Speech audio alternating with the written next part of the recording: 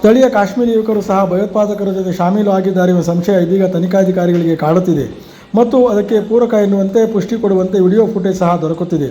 ಒಟ್ಟಾರೆಯಾಗಿ ಕೇಂದ್ರ ಸರ್ಕಾರ ಕಾಶ್ಮೀರದ ಪಹಲ್ಗಾಮ್ನಲ್ಲಿದ್ದ ಸೈನಿಕರನ್ನು ವಾಪಸ್ ಕರೆಸಿಕೊಂಡಿದ್ದೇ ಇಷ್ಟೆಲ್ಲ ದೊಡ್ಡ ಅನಾಹುತಕ್ಕೆ ಕಾರಣವಾಗಿದ್ದು. ಅದೆಷ್ಟೋ ಕುಟುಂಬದ ಆಧಾರ ಸ್ತಂಭಗಳನ್ನು ಕಳೆದುಕೊಂಡ ದುರಂತ ಸ್ಥಳ ಪಹಲ್ಗಾಮ್. ಇನ್ನೆಂದಿಗೂ ಇಂತಹ ದುಷ್ಕೃತ್ಯ ನಡೆಯದಿರಲಿ ಅಂತಹ ಕಠಿಣ ನಿರ್ಧಾರ ಭಾರತೀಯ ಸೇನೆ ತೆಗೆದುಕೊಳ್ಳಬೇಕಿದೆ.